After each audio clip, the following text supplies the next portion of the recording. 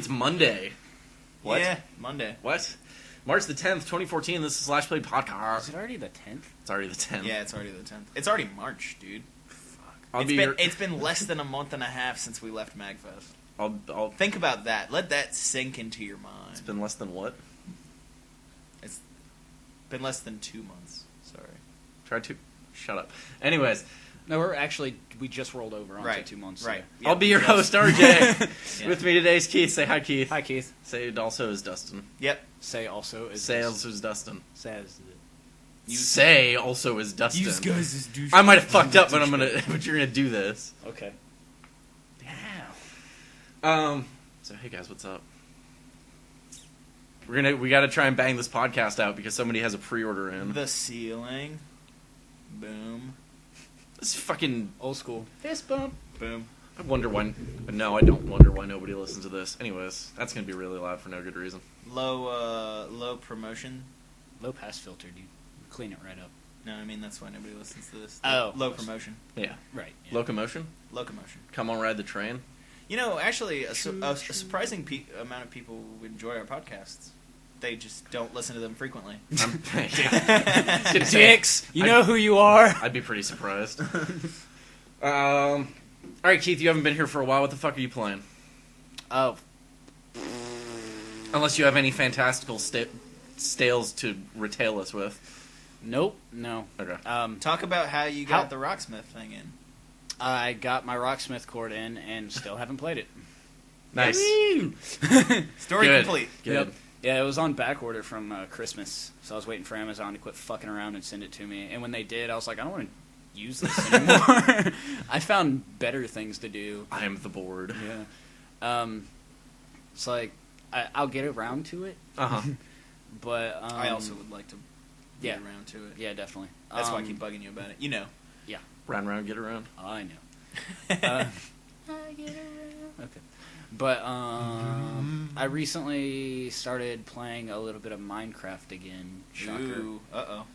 But that was mostly to burn time. So real quick, I went back. I'll get back to this in a little bit, but I went back and played some more of the Stanley Parable, and then there's an ending that incorporates Minecraft, and it just made me want to play Minecraft. Really? Yeah. Well, play it. It's great. I was like, We can start a server, and I'll teach you how to not die. sure, you want to pretty buy good me a about copy of dying. Minecraft? Okay. That's what friends do, man. Okay. Yeah. Look out for our finally successful new Minecraft channel on YouTube. Woo! Because there's not enough of those. Where we'll finally make money. Because there's not enough of that. No, there's never enough of that. Well, I was trying. That one wasn't sarcastic. I was gonna say I was sarcasm, then not sarcasm. Well, when you do it in the same tone of voice. That was the joke, RJ. Welcome back to everybody being here again this week. Yes, We'll be yes. fighting. Yeah, There will be fisticuffs. The time span between. I'm kind of They can appreciative put this on of Twitch the TV, fact. and they can see the fisticuffs. Yeah, well. I'm kind of appreciative of the fact that you guys just like record without me, even without me knowing now, because when it pops up, it's like, oh, cool, I get to watch my own podcast that I'm not in. Yeah, it's And without the audience knowing too, because RJ forgets to edit them. Technically, that one didn't. Well, there was the. Yep. There might be a lost podcast. Yeah, I was somewhere. gonna say, I was wondering, aren't we missing one? There's at least one. Is that the one that you started yelling? Was that the last one I was here for? Oh God, fucking damn it! Real professional. Who left their phone on? Right. Right. Because nobody on the internet knows that sound. No, they don't. They don't. Okay. Boom, Keep boom, boom. telling yourself that. I will. But yeah, so Yeah, there was one where Dustin was very tired, and I had 3 cups of coffee, and just went, nope. friggin' Don't even want to listen to this. let alone edit it. Yeah. It's actually not terrible. It wasn't terrible, but I was like, I can't listen to myself with the clenched teeth for an hour and a half. Yeah, you're just like fucking games. Yeah. Yeah, that's kind of how I am right now. Video games. No, caffeine. Well, when I got off work, I drank a Monster while I was at work. I was only at work for an hour and a half because all I had to do was the truck. And then on the way here, I got a 16-ounce Red Bull because I don't work till 4 tomorrow, and I got stuff to do tonight. I don't know what it is yet, but once I figure it out, I'll let you guys know. But one of them is this podcast. One of them is this. Okay. But I was talking to was it yesterday? What I was talking? Yeah, I was talking to Dustin yesterday. Saturday.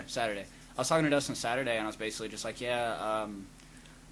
I'm waiting to get Stick of Truth, which is what we're going to talk about some. Okay. Because I need to. Okay. And he was like, oh, well, and I was like, and I've done really well at staying spoiler-free, because, YouTube, whenever a new game is launched, everybody and their mother that has a Let's Play channel is going to do a fucking Let's Play of it. Yeah. So I was avoiding them like the fucking plague, right? Just like I did with GTA 5. But this time I actually have the equipment for which to play the game within a reasonable time frame. That helps. Right. So Dustin was just like, oh, cool, it's really awesome. Don't listen to the podcast. Well, I mean, we didn't get super spoilery with it. There actually was literally a spot where we were like, spoiler alert. Actually, no, we don't give a shit about spoiler alerts anymore. Spoilers! Yeah, A, we never did that. B, you're the worst at giving spoiler alerts. I would have been very unhappy. Yeah, I mean, it was. I think we talked about like upwards of 6 jokes that were in the first hour. Right. So. Well, we're not going to I hadn't played much of it. We're not going to talk about jokes, because if anybody knows Matt and Trey, they know the South Park jokes. We're going to talk about the important things about a game, and that is the gameplay. Yeah. But beyond that, Sunday was when I messaged you, right? It was, Monday morning, technically, when I was just waiting for Stick of Truth to download. Yes. Because I made the mistake of not buying it and just letting it download while I was at work. So when it's only 4 gig files. That's not terrible. It only took 2 hours. Yeah. Right. But it was 2 hours of just play this game. Because I basically, the entire time I was at work, I was jacking myself up on caffeine so I could stay awake to play the game. Finished downloading at 3:30, didn't go to bed till 8.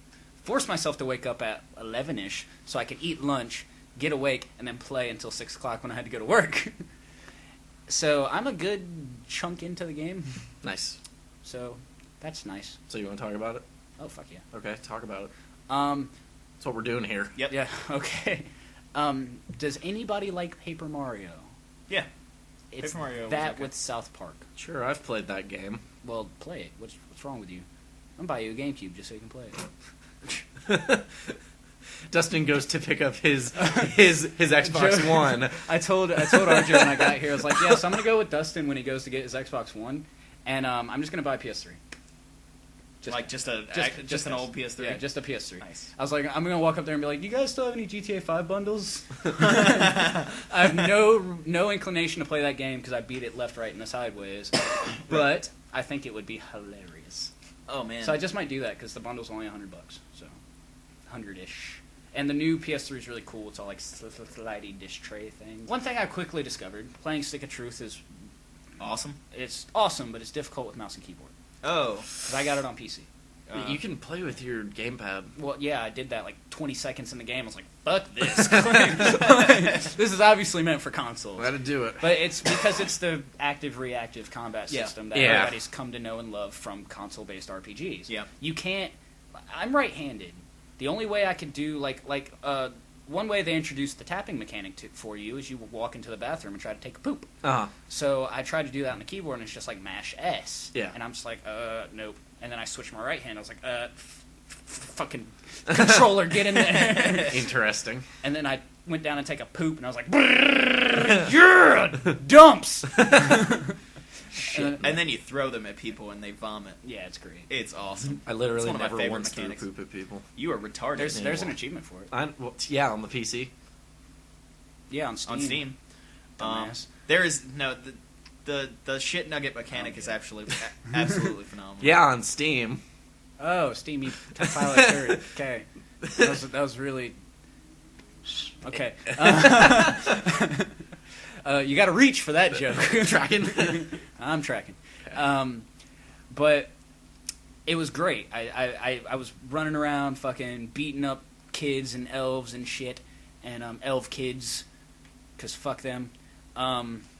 Cartman was hilarious. Everyone was hilarious. The jokes were fucking spot on. If you love South Park, I love the Butters game. As a companion is the best companion because Butters it's hilarious. wrecks shit. Yeah. Yes, Butters he also fucking wrecks. I had Stan for you. I had Stan for 2 seconds. I was like, no, fuck you. You don't heal me. Yeah. Also, if you haven't yet, we talked about this in the last one, but take Butters to the bank and then take him to the post office. Yeah, it's pretty fucking hilarious. Hysterical. Yeah, first time I walked into the bank, he was like, "This is a sick," and I was like, Butters, what are you doing?"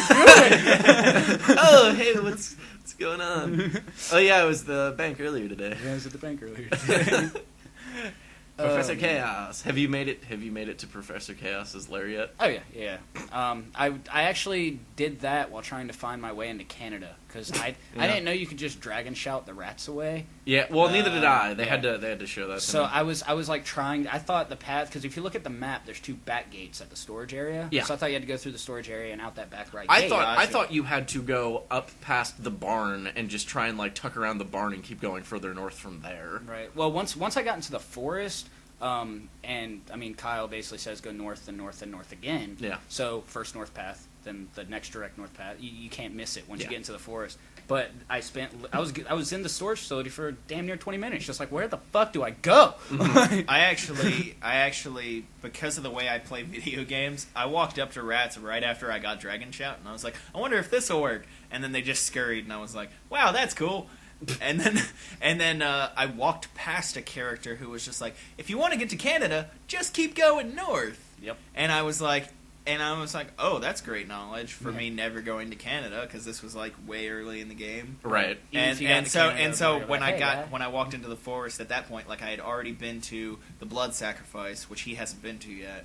Mm-hmm. And so I had already kind of gotten my way through, like figuring out subtle things in the game. So I was just like, I'm just gonna keep going north. I bet Canada's up. Yeah, subtle things like telling you which way to go. Yeah, the subtle. Well, I mean, yes. Well, the subtleties in that game. The subtleties in that. What killed me about the rats thing, because I was actually genuine. That's the first time I got frustrated at the game. Because honestly, I've been playing on normal the RJ, entire time. you have to tell him when your first time you got frustrated was when he's done. I've been playing on normal this entire time. This game is easy. Yeah, this game's pretty. This game's pretty fucking easy. I think I lost a grand total of like 2 fights. I've died like maybe 2 or 3. Actually, that's not true. I died against the giant fetus. Wow, that's embarrassing. It keeps it when the umbilical cord drains your life, it fully heals the big motherfucker. And I didn't know the umbilical cord was a second enemy until about halfway through the fight, when I've already like revived Butters 4 times. Al Gore was the first fight that I had to like restart multiple times. That was my pig. No, the Al Gore with his security team fight. Oh, I've done no side quests. Okay. So. The only one I've done is Big Gay Al's, Mr. Slave's, because it was in the post office. Because Mr. Slave's summon is hilarious. Oh yeah, so I wanted to make him happy to get it, because that was one of the few spoilers that slipped by me was the summons. One of them being one of them being Mr. Slave, the other one being Mr. Kim, because they're really early. Mr. Kim. Go eat shitty Mongolian beef. You shit. You shit for 5 days. Shit for 5 days. But so that was like the first time I actually got frustrated at the game, because usually anytime you use like any of your magics, the setup's really obvious. Yeah. Like, hey, there's a flaming thing, and then there's a thing that is in the way of you walking there, so fart on the flamey thing and blow everything up. Mm-hmm. Like, there's no real indication. At first, I thought the rats were just their way of justifying an invisible wall. Yeah. Until you unlock that progression. Yeah, that's what I thought too. Yeah, so once I figured it out, I was just like, oh, fuck you, Obsidian Entertainment, you fucking pricks. I figured pretty much that it was like I unlocked through skills. And so as soon as I got magic, that's why I tested it first. I mean, that's how a lot of it is. Like, you can't progress through that part until you get your Dragon Shout. You can't. The very first... You have to learn cut. Yeah, the very first... cut cheese. Yeah. The very first, like, bag, like, chest, so to speak, that's outside of your reach. You can't access until you get a weapon to knock the snow out of the way. Right. Like, that's how the progression works. And I got that, but they made it obvious. You know, like, the first time you get a weapon, it says you can use this to smash things. So you go around and beat trash cans to death. Yeah. And pots. I actually later noticed that when I was walking up to rats, I was gonna go fart on them, and it gave me a little tooltip, and I was like, "Oh shit, tooltip! That would have been super helpful if I needed it." Yeah, like forever ago. Because it was the first time I had seen it, and it was like I was almost done with the game. Another part I got frustrated with was the abortion thing, when you're trying to give Stan's dad an abortion. God, that was so funny. But that's just because I didn't read the tooltip right. Oh. So I died like 3 times trying to do it, and I was like, what am I doing? Then I stopped and read it, and I was like, oh, fuck. Yeah. But I'm at You just keep sticking them in the legs? Yeah, The only time I died... Oh, my labia! Oh, my labia. The only time I died in a boss fight was against the aliens. Mm-hmm. Because if you kill the captain first... Mm-hmm. And you gotta destroy the you let it defense go, matrix first. And you let it... No, I mean after the defense matrix. If you kill him before you kill the first mate... Oh, the first mate becomes a captain. The first mate becomes captain, and he goes fucking nuts. See, and he just shoots the shit out of you like 60 times See, in I a got... row. See, and I didn't block all of them, and so I got wasted. See, I did that opposite, because the captain was the one that did the most damage, so I killed him first. Uh-huh. And then when the co-captain became captain, I just like, go away, dude. Like it didn't bother me. But he didn't go ham on me. Right, exactly. This was like a special move that he had that Yeah. he got pissed off and he just like started wasting. It wasn't that fight, but it was the fight right before when you first fight one of those guys. I was just like, yeah, this fight's kind of hard. They sort of fucked me up the first time. Hey, Jesus. See, I didn't have the Jesus. I summoned Jesus to kill aliens, all right? Fuck yeah. Dude, I was 2 hours in the game, they gave me a flaming anal probe. Like, I was already sold. Wow, you were tearing ass through that game. Yeah. No. The point I am now, I'm literally, like, knocking on the end of the game store. Jesus.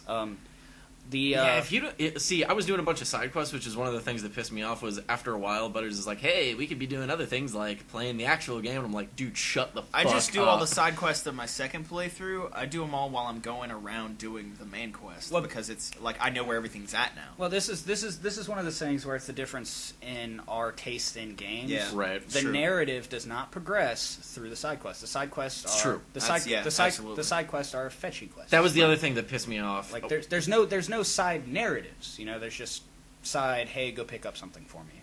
Or, and in some instances, like the Finding Jesus thing was kind of funny. Yeah, that was fucking hilarious. But one of the things that really pissed me off was like, and Man Bear Pig has a narrative. Was they, as a person who's a completionist and likes to do everything immediately side quest wise because I like XPs and filling bars, don't give me a fucking side quest I can't complete until later on in the story. Which one? The Man Bear Pig. You got to be in Canada. That's Jimbo's. Man Bear Pig you can't do because you can't get to the other side of the sewer until you get the teleporter. And there's like 3 things that Jimbo wants you to hunt that you can't get until you can get to the other side of the sewer. Yeah. The side quests, I don't. Granted, the fast travel system makes it very convenient, even though the game itself is not big. Also, I still need to go back and see the crab people. Crab people. But just me being a more narrative, the narrative's so spot on, I didn't want to stop playing the main story. See, it does give that. I honestly found most of the just walking around town contextual stuff funnier than a lot of their cutscenes. The overall narrative is strong, right? But it's not where the laughs were. I feel like the farther you get in, that changes. Yeah. Well, sure. Because once you get to a certain point in the narrative, I couldn't stop. It was just hit after hit after hit, and I was just dying. I had the same experience at first. The entire first day in South Park, when it's your literal first day, and at night you get abducted. That whole thing was funny and it engaged me because I live and breathe everything that is South Park. I basically worship the series. So it was I was just playing an episode. Yeah, exactly. But after the abduction, when because anything Stan's dad is involved in is about 20 times more hilarious than it should be. So as soon as Stan's dad got involved, especially the entire time around the ship where he's just popping up in the monitor just going, hey, you're still, that's cool, you could try to, oh my god, the button mashing. The forced failure Simon says. Yeah. It's just I don't think when he basically in his own words was just I don't think you can use the consoles, and the first couple of times you do the Simon Says thing, you're just oh, that's easy, and the first time it's just and you're just and it's pushing 2 buttons at a time. So I basically I tried my damnedest. I was no game. And then it's just A. I'm just fuck you! Fuck! No, when those popped up for me, I was just like, immediate fail. Yeah. Let's just go on to the next one. On to the next one. Fucking when Jimmy is having... There was a small moment of fear when I was like, there's no way this is going to actually Does this repeat. expect me to do anything? Well, I thought the same thing when Jimmy is having one of his moments where he can't quite finish his own sentence, and then finally the hold B to skip pops up, and I was like, wait, that was on purpose? I like the first one, the hold B to skip comes up immediately, and then after that you can hit it whenever you want, except one time where they make you sit through the whole fucking thing. There is one time where I was sitting there holding B, and they're like, "No, you're gonna watch this. We have groomed you to expect this response, and guess what? Yeah. Fuck you." They do that. They seem to do that a lot. And it was pretty funny. What some of my the points I have about this game are super nitpicky because this game is very. Yeah, most of my points are nitpicky, except for the game length. I think the length of the game for for $60 is a little cray. I think it's the longest one for $60 I've had in a while. I think coming out of an RPG, $60 pushing. But I mean, it is an RPG though. That's what I'm saying. Yeah. Coming out of an RPG, that's pushing it. But in the realm of games where we've accepted, and this is generalized, not pointing anybody out, Activision. Where we've come to not necessarily accept, but deal with the fact that 4 to 6 hour campaigns are $60 IPs. I can and with the narrative and the comedy and the fact I was going to buy the fucking game anyways. There's nothing they can do to stop me from buying it. I haven't beaten the game yet, and I've already justified my money. Okay. Yeah. But here's the thing about a 4 to 6. The thing about a 4 to 6 hour campaign is that that's also coming with the multiplayer. Yeah. The flip side of that is that Titanfall, the game that's coming out tomorrow, well, midnight release. That's still tomorrow. Not if I don't go to bed. Is a $60 game that is only multiplayer. Right. Yeah. Well, right. We're starting the lines have like when I went on Steam once Stick of Truth was released, I went on Steam so I could get my money around to buy it this weekend. When I saw that it was full price IP or a full price title, I was just like, no. Yeah. It instantly turned me off to it. Yeah. Well, that's the way Brink was. See, and that's the thing is I never played Brink. Dude, I played they're Brink in a good. weird sticky situation where A, this game has been coming out forever. B, it was highly touted the entire time it's been coming out. But, justifiably, it's a good game. Yeah. But it's like, okay, if you sell it for $40, it falls into this weird gray market area where it's like budget titles. And that game, they probably could have put that game out at $30, and they would have been like, hey, this is slightly more than your $15 or $20 indie game because it's super high quality, but we're charging you for the length or something. Right. I still think $60 is crazy. But hey, if you play this game and you think it's worth $60, that's the only thing that's important. I thought it was justified, especially because I'm playing it through the second time. Yeah. And while I'm playing it through the second time and I know all the side quests and I know where all the quest items are and stuff like that, I'm still playing it as a different type of character. And I get to level my character differently and use different items and weapons and things like that. And I get to experience it differently. So there's a good amount of replayability to that, for me at least. Especially if you're a completionist like yourself. Right. Yeah. There are some Chimpokemon you can just miss on your first playthrough. I did. I got all of them but one. I missed the one on the spaceship. Because you only go on that spaceship once. Yeah, right. I missed the one in the abortion clinic. Yeah. So there are times where the replayability, it's not like it's forcing you to go, hey, back and play this again, but I know people like you, it's just like, it'd be nice. Of course, you'd want to do it on your first run through, but those are things you can miss. Collectibles, unless there's some payoff at the end, which I'm pretty sure that they were talking about. Hey, you get something. Collectibles and shit are not what I go back for replayability for. My whole thing I'm not playing Alan Wake to go fucking searching for thermoses. I refuse in the woods. In the dark. I refuse to Slenderman. Even though at first I couldn't justify the price, I refuse to miss out on it. Sure. And I'm really, really glad I didn't. Yeah, no. But here, don't sleep on South Park. Here are some of my nitpicks. Okay. The game's easy. If you want the game to be hard, turn the difficulty up. Yeah. So I'll give them a pass on that. Sure. And you can do that whenever. Yeah.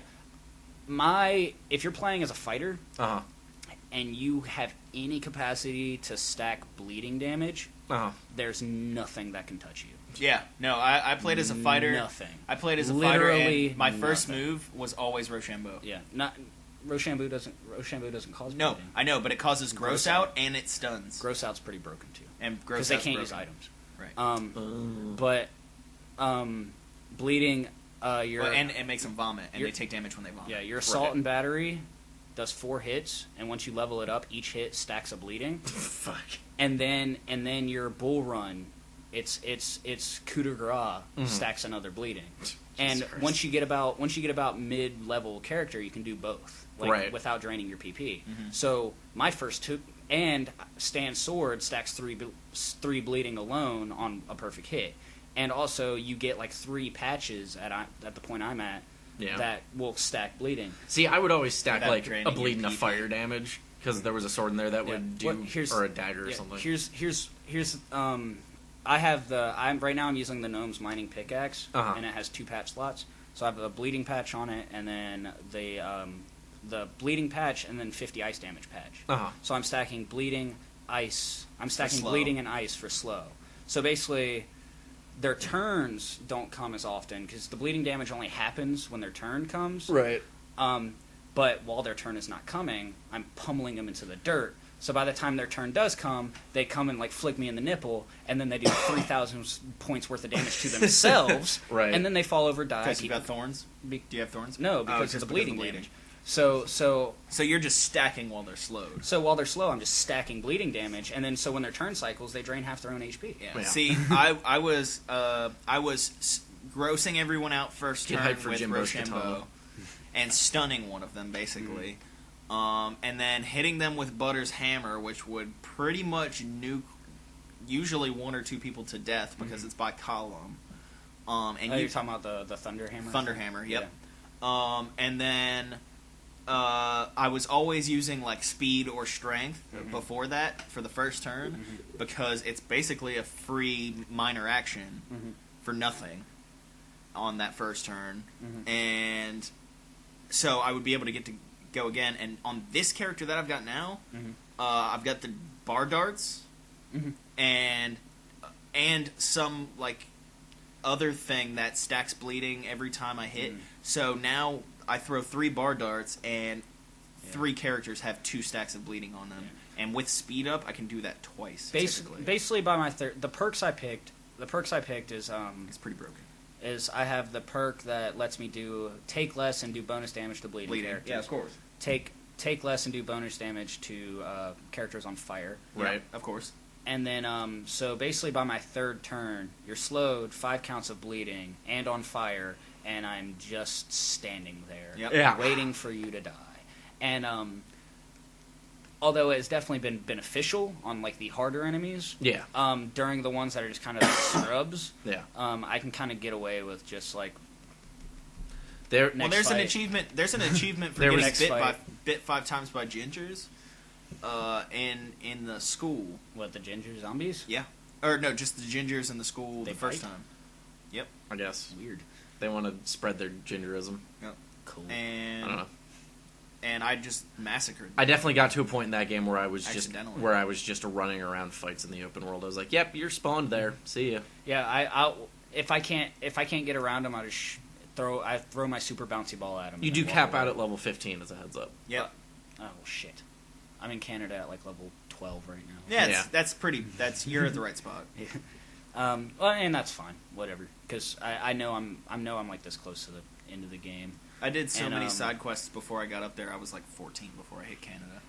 Yeah, I'm fine with it, but the thing that bothered me is like, it's not even that the combat system's simplistic, because you can make it as complicated as you want. Oh yeah, it's got some depth to it. Yeah. But the issue I have is your strategy doesn't have to change while fighting bosses. It's more, I found out that when you're fighting bosses, especially bosses with buddies, it's all more emphasized on who you attack first and who you kill first. Yeah.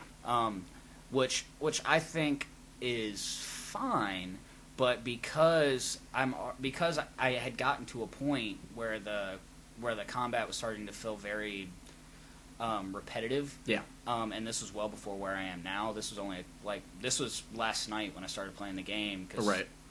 After the alien stuff, when I got into day 2, I started to get to a point where I found my groove with the character, and I was just like running through the game.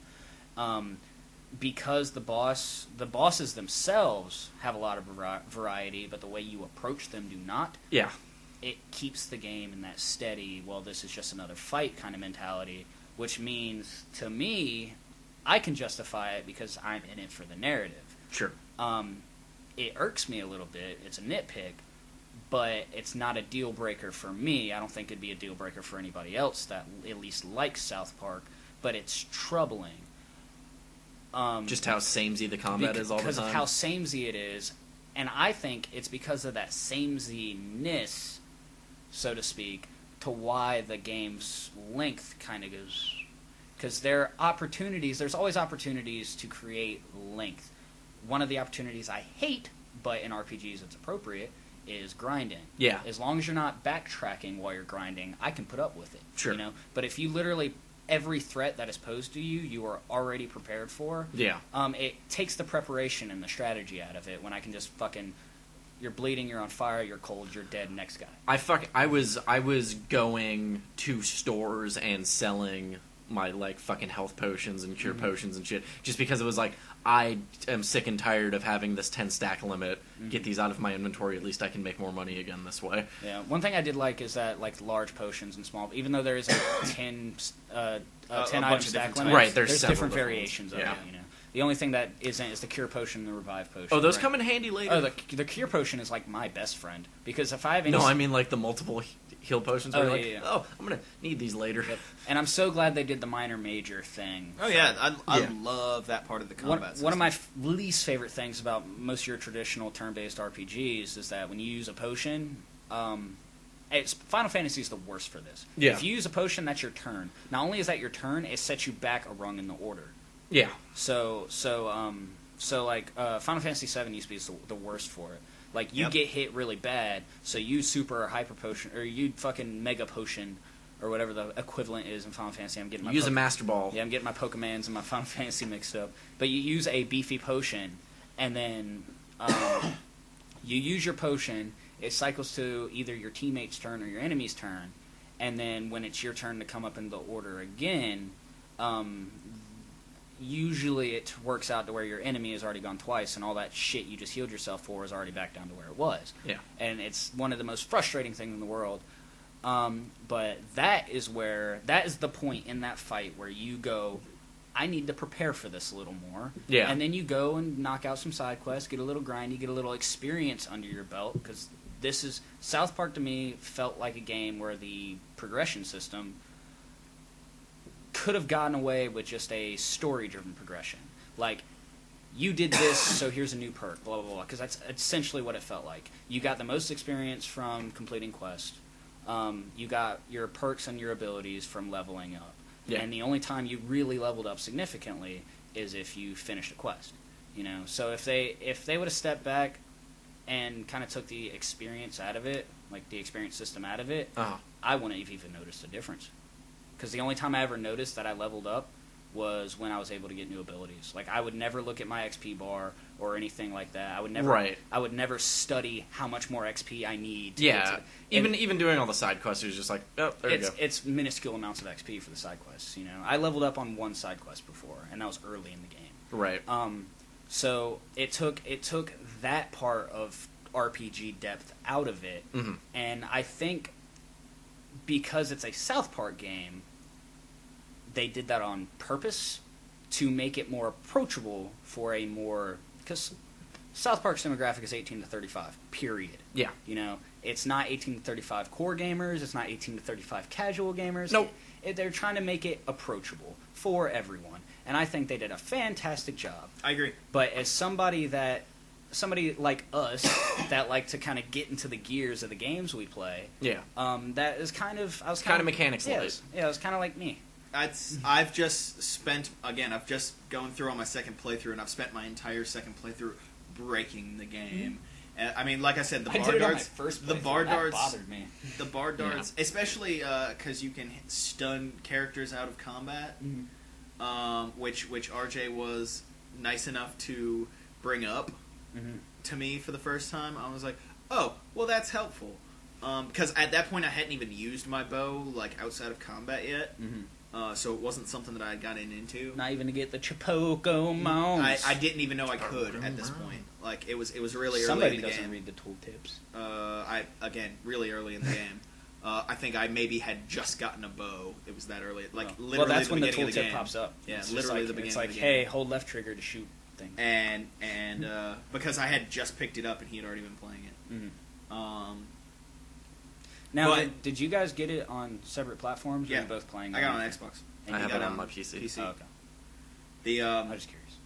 Yeah, no, I mean it plays pretty much the same. I know it does. As long as you have. I was just curious if you guys were playing independently or if like you guys were just like taking turns. Independently. I had the game beaten by like 9 a.m. Wednesday morning. Okay, this is one of those games. Job, yeah, this is one of those games. No way in hell. This is one of those games where I could just be like, but no, I'm not going to ever watch anybody play it ever. Yeah, because although I can watch South Park episodes over and over and over and over and over again.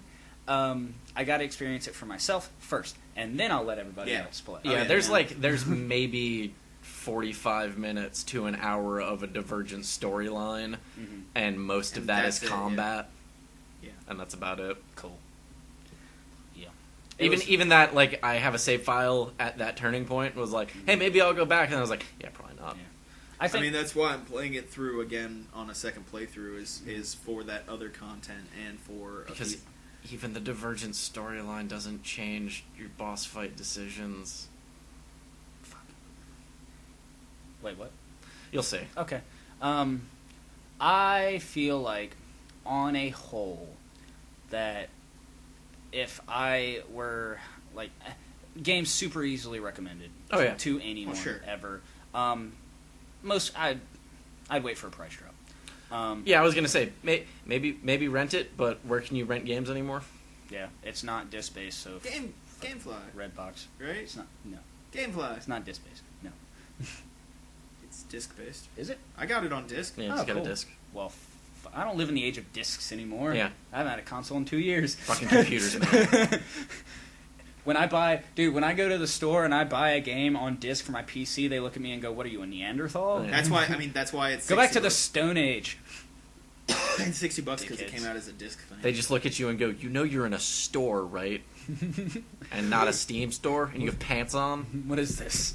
What is this madness? You're supposed to be naked in front of your computer right now." But I'd totally give this game like 8 strap-ons out of 10.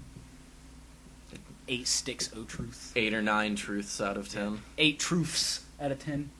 I'd give it 8 or 9. If it was Velociraptors.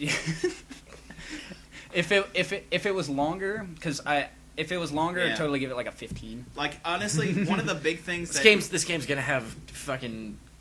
I mean, are we putting money on there being story DLC at some point in this? There's already a fucking option in the main menu that says downloadable content. Well, yeah, but that was for I got the pre-order classes. Yeah, no, they're totally gonna. I got the pre-order stuff. It wasn't super duper like OP or anything. If there's not, there better be. Yeah.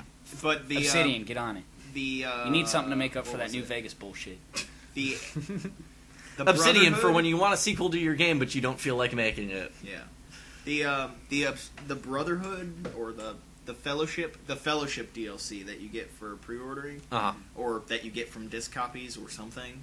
I got one for getting a disc on Steam. It was for pre-ordering. Yeah, and I got one for pre-ordering. I don't remember which was which, but anyway, there's one that just gives you a purple ninja outfit, and all of the ninja gear gives you bonuses and gold. Mm-hmm.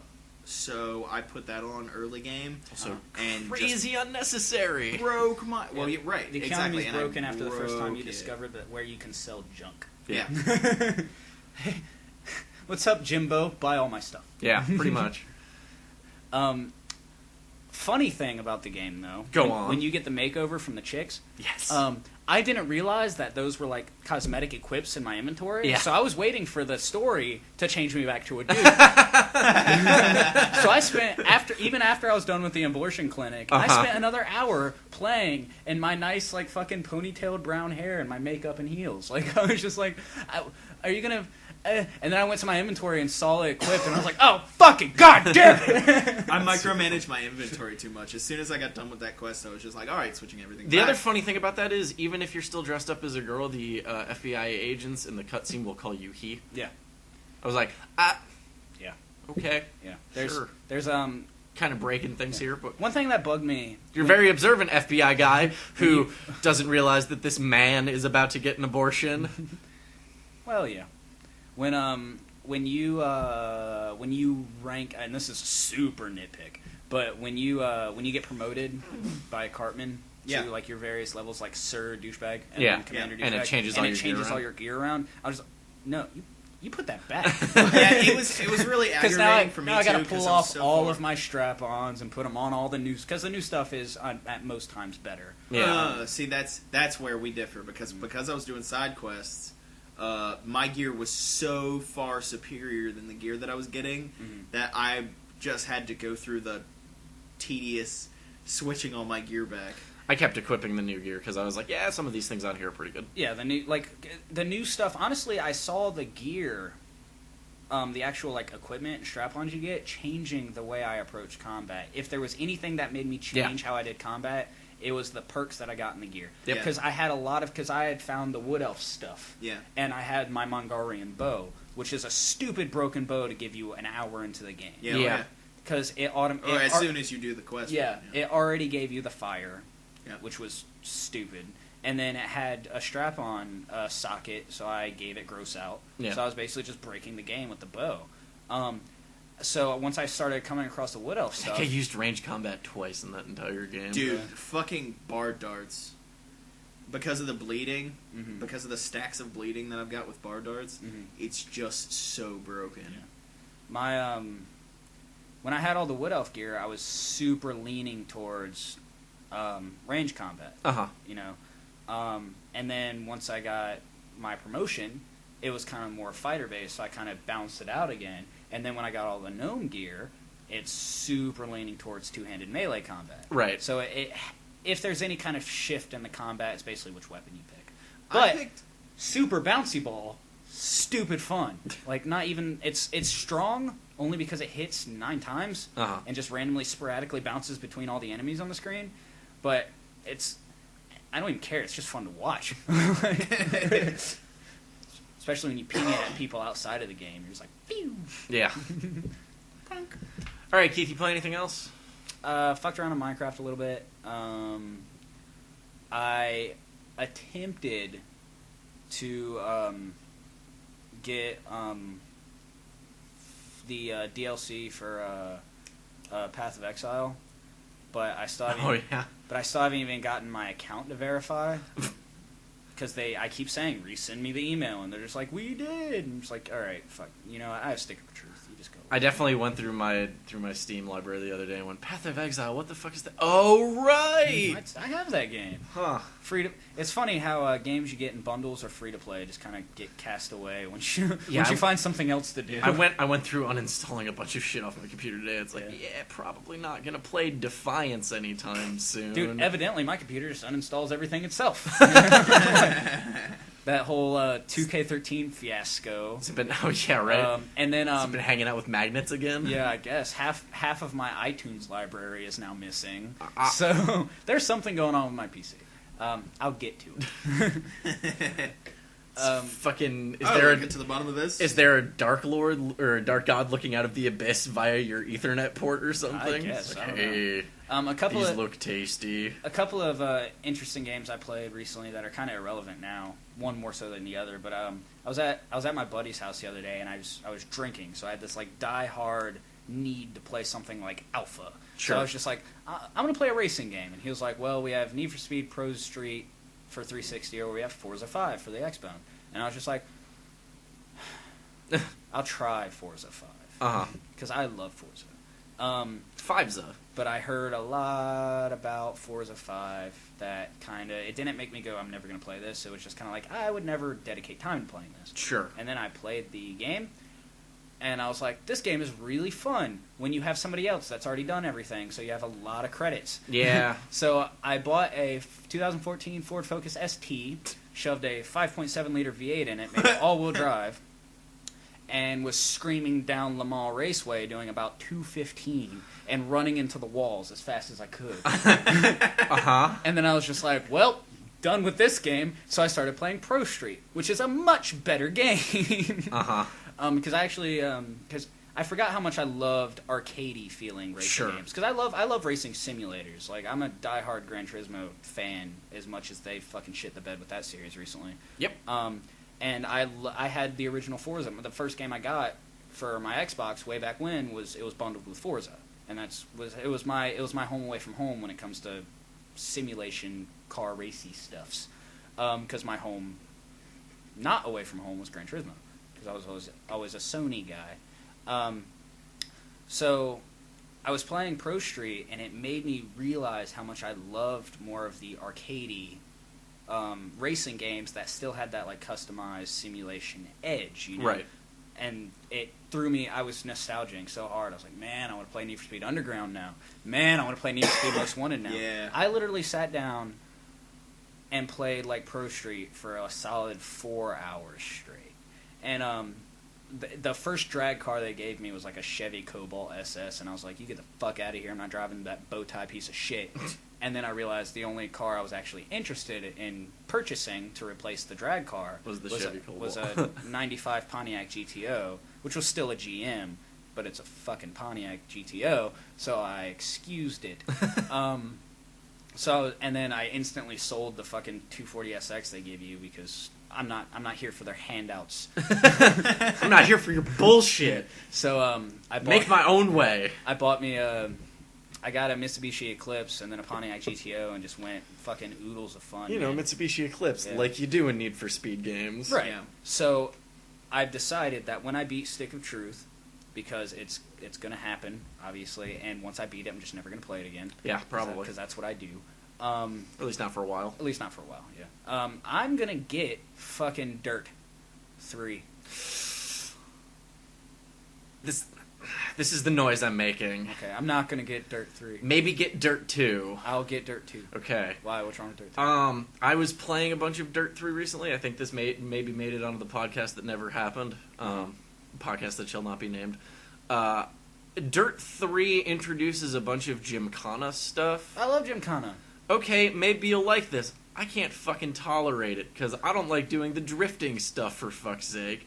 I like the rally races, and I like the rally cross races and shit like that. Like, I want to drive these cars and drift around corners in races. Yeah, see, that's all good and fine. The problem is there's a point at the end of their first season where you have to do a bunch of Gymkhana training, and if you don't pass the Gymkhana training, you literally cannot progress. And I went, done. See, I'm okay with that. Some of my favorite. It's still fun. Yeah. It still looks real good. Yeah, some of my favorite moments in Pro Street are the drift races, and one thing that got me into Dirt originally is that Ken Block is in it. Yeah. Ken Block being the Gymkhana. Right, he is in the game. Yeah, he is. He is the one who is like, hey man, we're gonna spin fat brodies now. Blah. Blah. But Ken Block is the one that revolutionized Gymkhana. Right. Yeah. You know, it's his sport. So he's the Travis Pastrana of Gymkhana. Gymkhana.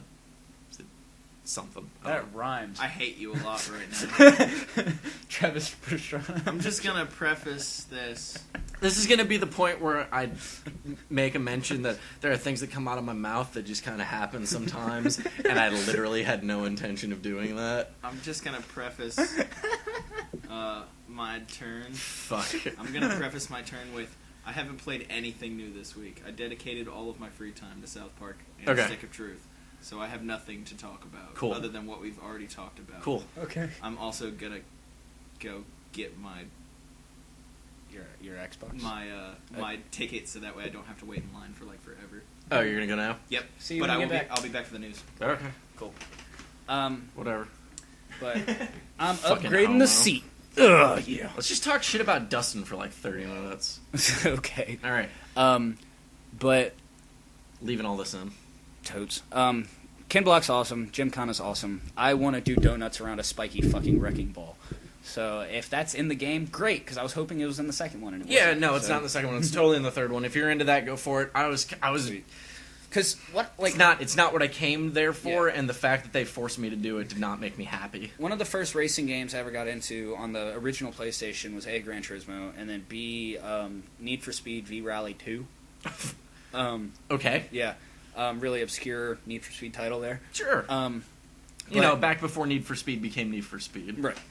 It was back when Need for Speed was Need for Speed. Now it is Need for Speed. Yeah. They have a movie. God damn it. But so after that, I've always been interested in rally racing as like. It'll never be as good as the Fast and Furious movies are getting. Nope. I was always interested in rally racing video games. They will not have a tank. Could give a shit about rally racing the sport. Sure. But I like Baja racing. I love Baja trucks, where they just go out in the desert and just go in a straight line for 4 hours. And that's the other thing. Like, Dirt's got all sorts of shit. Like, you will race your big fucking body trucks in the snow. The coolest part of the Dirt 2 demo is the Baja circuit you do. Yeah. And so that was fun. Yeah, I like the the rally, the traditional rally racing point to point. Not super interested in the Rallycross X Games. Let's do sick jumps and like duel down these tracks while you're both like tearing ass down the straightaway. I could watch that. Yeah, I will watch that in real life. That shit is awesome. I saw well, I didn't see. I played it. But my buddy, he loves the Dirt series almost as much, well, more than I do. So when Dirt Showdown was launched, it was released like last year, but he had no idea it existed. So I was like, oh yeah, it's more of like a car combat edge to it. And he was like, oh man, it's Dirt, I'm gonna play it. I was like, you're gonna hate it. And we waited for the demo to download, went and got dinner and stuff, came back, and I left, and he played it that night, and I came over the next day, and I was like, so how'd you like it? He was like, fucking sucker, stupid, blah, blah. And I was like, oh, well, let me play it. I thought it was phenomenal. Like, I'm in a fucking, like, all steel-bodied fucking, like, 50s Roadster with, like, the entire V8 exposed and just, like, literally T-boning people for points. I'm totally down with that. Like, because the demo only has one track, and it's basically a very obscure V8, and the V8 crosses in the middle, so you get some wicked awesome T-bones. So I'd beaten a couple of races. I was trying to get lap times to pump up the leaderboard, because that's things he cares about, so I'm not trying to make him look like shit. Right. At a certain point in the game, I was like, the race started, and I was like, fuck this. So I did what every racing game player should do at least once in their life. Every red-blooded American. Yep. You turn around and went the opposite way. I flipped a bitch and went the opposite way. Yep. in a game completely dedicated to breaking other cars. Yeah. This was soundly appropriate. And then it made Listen, if none of you finish, it doesn't matter how many times I went backwards. And that was my goal. I was like, if everybody loses, no one wins. Except me. Except me. But playing that, I went home and I was like, man, I really need to get next car game, because they have races now. Do they have? Well, it seemed like they had races for a little bit. Yeah, but they were like super basic, like 2 tracks maybe. Yeah, the first or one track. The first pre-alpha launch they released, which is basically just a giant sandbox. And then they introduced some races, and now they have like a good chunk of. They have like 3 cars to choose from, several races to choose from. They actually toned back on the physics, so it wasn't ridiculous.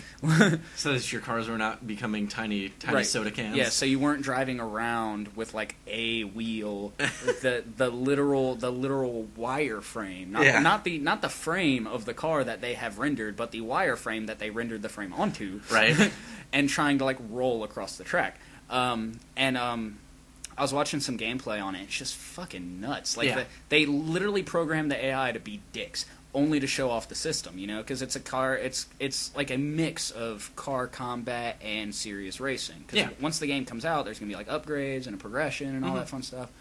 So and more than 2 cars. Yeah, more than 2. Well, now the races are like 32 cars. Well, no, I mean like more than 2 cars to choose from. Right. To actually. Well, there's 3 now. Yeah. They have an American family sedan, and it's awesome because it's really heavy. So when you hit the little like bugs, they go like flipping through the track. So just saying, they did Demolition right because they put fucking ramps in the middle of their derby course. It's like, but yes, more like this, please. Yeah, I'm not gonna get it in pre-release because I don't want to spoil it for myself. Yeah, space base. Yeah, So, because it's basically me too much of a tease, because it already looks so good, and it's not even close to being done. So I'm going to wait for it to fully come out, upgrade the shit on my PC so I can run it. Yeah. And then it's just I'm noticing a digression in like my gaming choices. I've literally struggled since before Stick of Truth. Obviously, I've been struggling to find something just engaging for me to play. Right. Because I don't have a lot of time to sit down to something that will super wrap me in. That's where a lot of sports games grab me, where it's like I can sit down and play a game or two of NBA, or I can do this or that, and come back to it fairly regularly, and it's not a huge deal. Yeah, your affinity for like sports games, like NBA and stuff like that, your pick up and play ability with your sports games and in depth you want to get it and stuff like that.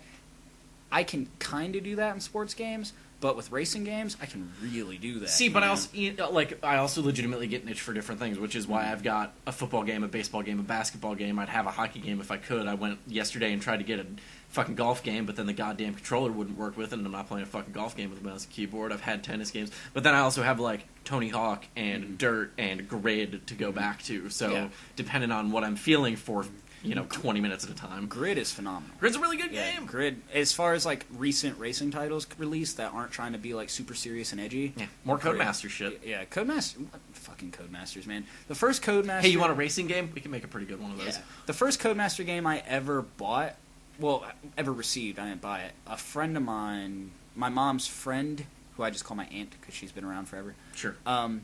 She got me this game that was literally called like Safe Cracker or something like that, and it was a point and click. It's a white guy who hides in his house. Safe Cracker.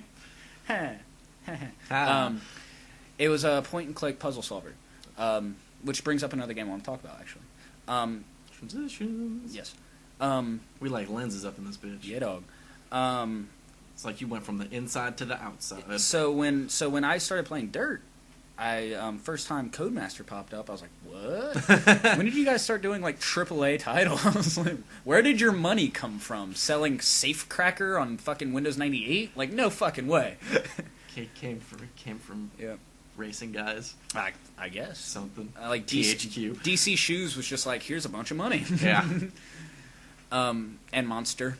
Yeah. And who I feel bad for forgetting his name now, but whoever the guy was whose name was on Colin the first... McRae. Colin McRae, that's right. Yeah. He probably had something to do with it. Probably a little bit. Although he's not in the title of the second or third one, is he? No, he's also not alive anymore.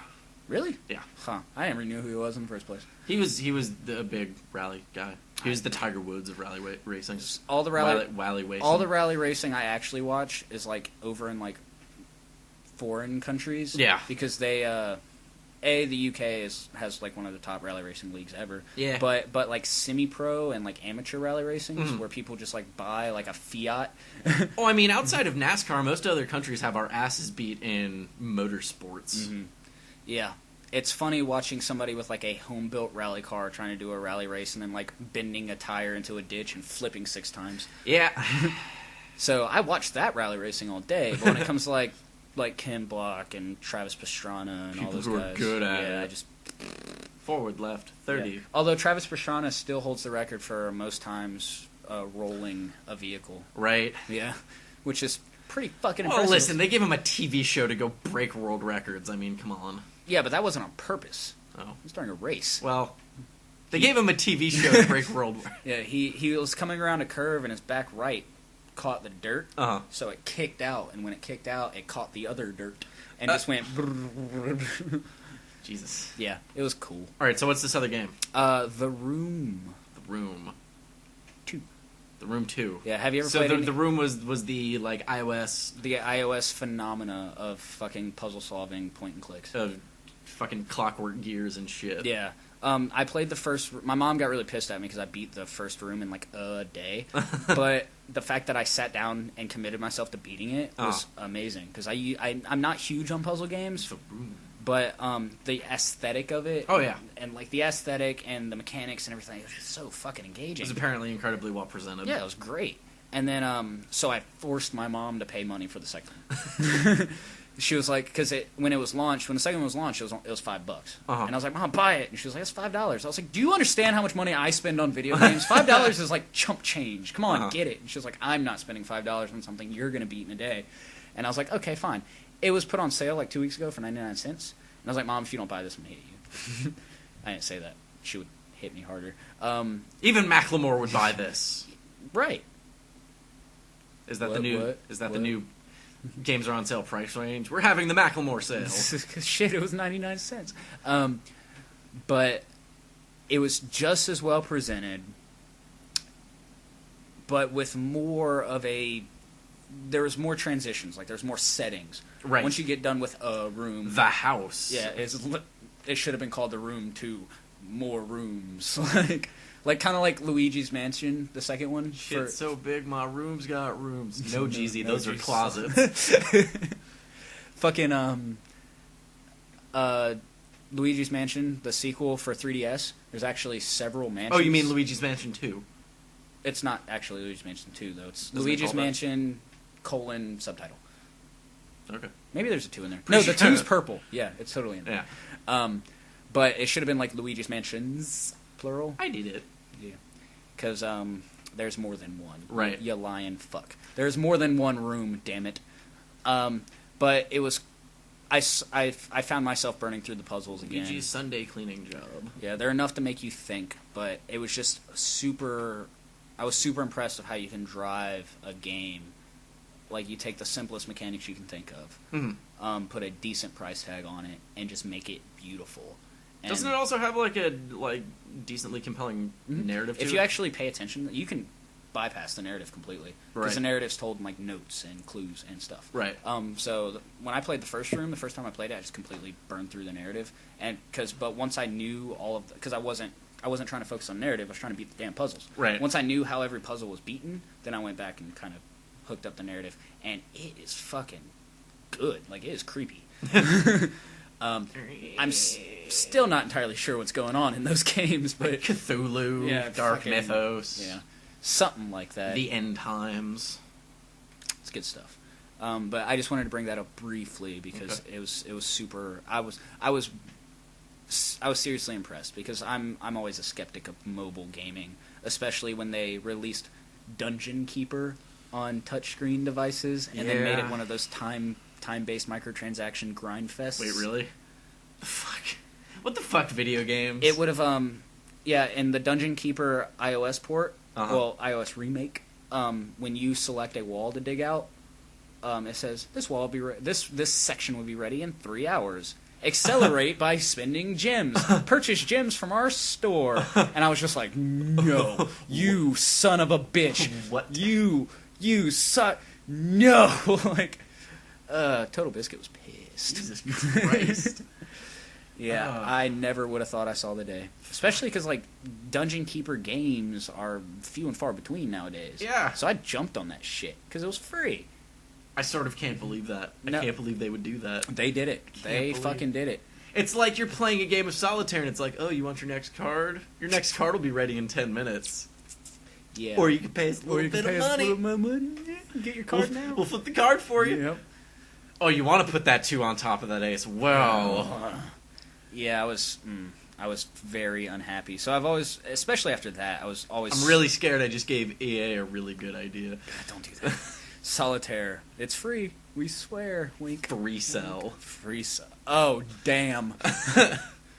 Now they're Freemium sell. I was going to say, now they're going to change it to freemium sell. Damn it. But I've always been super skeptical of mobile games, so that was kind of impressive. Yeah. Yeah. Well, phone games. Yeah, Let's be more specific. Yeah, not mobile games. Well, I feel like mobile games and portable games are totally different. That's a discussion for a different day. Then you're potentially involving laptops as portable. Portable consoles. Whatever. You play anything else? Fucking had something. You had something. And then I'm sure it was an obscure indie title. No, wait, that was the room. Oh, no, it actually was. There is. I was looking up because I played a little bit of Rust, and I was just like, okay. And I was like, oh, this is cool. Whatever. What is that game? Just DayZ, but without zombies? Yeah. Okay. Yeah, it's survival Okay. thingy. But then I found this game called The Forest. Forest. It's a survival game where you just fucking, it's like Rust. You go out, cut some trees down, collect resources, build a shelter and stuff. But at night, crazy fucking cannibals come out of nowhere. not zombies. That's different. Okay. Fucking cannibalistic, sick fuckers come out and just like try to kill you and all that fun stuff. And your way of dissuading them is killing them, stacking their limbs on a post, and setting it on fire. You know, if I were to eat someone, and then I was gonna go up to their house, and I saw, let's say, like you and Dustin and like a couple other people already piled up there and on fire, that's a pretty compelling argument to not try and eat that person, Right? So, I'm gonna go out on a limb here. But what really got me is... On a limb. Fucking stop, RJ. You're on a roll tonight. On a limb. Weak. All right, fucking drive it into the ground. Let's go. Like a steak. It's me slapping you a lot. But what really drew me to the game is its presentation. This game is very pretty. Okay. Like super good shaders, really good ambient lighting. Foliage looks good. Like it's Is it Far Cry good? Yeah. Original Far Cry. Well, how good was original Far Cry? Does anybody know anymore? That's so outside of relevance. It's not even crazy. I'm gonna show it to you after this. Okay.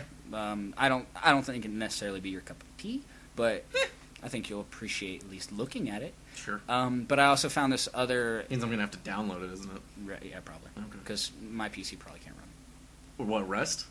No, not Rust. No, I'm talking about the Forest. Oh. All of that was about the Forest. We're talking about Far Cry now. Or Crisis. Far Cry. What the fuck are we talking about? The Forest. The Forest. It's literally called the Forest. Okay. I got lost. There's cannibals in the it. forest. Stop it. I can't see the forest for the memes. Shut up. Which led me to another obscure survival horror title. Okay. Don't starve. No. It's I can't remember what it's called, but you're in a raft. And there's... Is it Blood Ocean? There was... I don't know. How did I find myself in this ocean of blood? I'm merely a police officer. This Blood Ocean. There's you're surrounded by sharks. You were either in a plane crash or a boat sank. And there's supplies around you. And you have to, like, risk, like, going out into the water and, like, collecting supplies and coming out without getting eaten until you float to an island to do rusty, Minecrafty, foresty type things. Weird. So we'll see. I haven't heard as much about that one, but we'll see how that goes. You find weird shit, Keith. Yeah. Okay. That's kind of my thing. Okay. Is that it? Yeah, basically. All right, let's talk about bad games. Let's talk about bad games that I'm going to make you play. Okay. I meant to talk about this, like, a while ago, probably in the Jittercast. So there was a game that came out apparently a while ago called, like, Dino something or other. This is Orion Dino Hunter something. Let me go look up the title and just keep talking this entire time so that I don't have to cut as much stuff. I did not. Orion Dino Horde. That's the one. Apparently this game came out a while ago and was a total piece of shit. It's a wave-based survival where you are a dude and you team up with other dudes and you kill dinosaurs. So, like, on its face, it's like, alright, that could be silly. You kill T-Rexes and it goes into slow-mo, alright? I don't know what you want. I mean, that's cool. Yeah.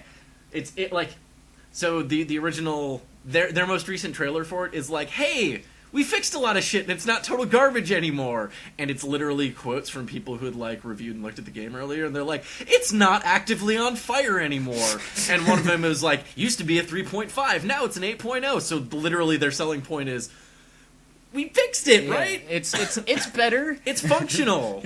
It'll work this time, we promise. It's got polygons. So the only reason I got it was because they were having a $1 sale. The game is normally $15. And they were still selling a 4-pack, normally $45 for $3. So I bought a 4-pack because I went, well, this is stupid. You're gonna give me one, aren't you? Yeah, I'm gonna force you to fucking play this. So, well, as long as I'm playing with you and it's funny. So it's like kind of good. So there are 3 classes. There's a support class, a sniper class, and assault class. Assault class gets a jetpack. Sniper class can cloak. I think the support class can, like, heal or something. Does it hit things with wrenches? No. Then it's not as good as TF2. No. And you can buy, like, perks inside, like, on a per, like, session basis. It's not there's not an overall, like, world-based something. There's not What's the fucking word I'm looking for? There's not a metagame? Sure. We'll go with that. Okay. The stuff you invest in is for that game. So... Or for that session. So Dota. So Dota, yeah. Okay. So not World of Warcraft. Not World of Warcraft. I guess is what I was more getting at. There's no persistence. I was going to say, not anything with a persistent economy? Is that what we're getting at? The word that I was looking for was persistence. Okay. And so, you can buy different guns, and you can upgrade the guns, and you shoot dinosaurs. So it's Counter-Strike with dinosaurs. Except it's not, kinda. Like, there are secondary objectives that you run off to get, and there are vehicles that you drive around. It's basically a wave-based survival, at its core. So, and it's, kind of interesting. When was this game released? A while ago. Was it released before Call of Duty Ghosts? Yeah, probably. Okay, originally. Because Call of Duty Ghosts got one of them, too. Yeah. Well, except theirs is more of a progressive, hey, go to this point, lock it down, move forward. This is more of you have a central area that you're hanging out at. You have a generator that you need to defend. Sounds boring. Do it. Yeah, but it's, sort of fun. You shoot dinosaurs. Listen, I paid $1 for it. True, you did only pay $1 for it. I paid $1 for it. So for $1... What's that game where you actually went into team combat against dinosaurs? Dino D-Day. No. Yeah. Is that the one I showed you? I don't know. That was one of them. There was another one that was in development for a long time, and I don't know if it's come out yet. I think it was a Ravage or something. Yes, that's the one I'm thinking of. Where you could play as a giant T-Rex and people would hide in the house and there was flares and stuff. Mm-hmm. Yeah, we'll have to figure out if that's come out or not yet, because that looked fucking cool. That looked cool as shit. But play as a pterodactyl. Yeah, and just fly around and get shot at.